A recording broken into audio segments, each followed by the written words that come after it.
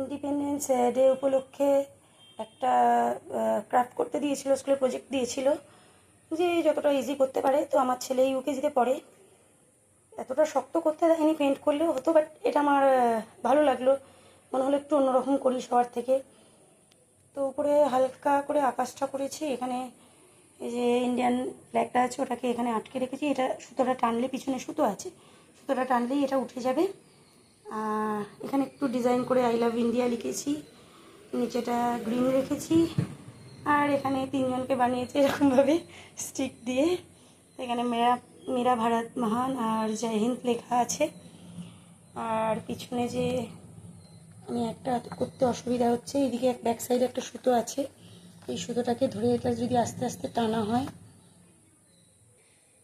তাহলে এটা আস্তে আস্তে উঠবে। দেখবেন কিরমভাবে এটা উঠছে, আমি দেখাচ্ছি একটু করে।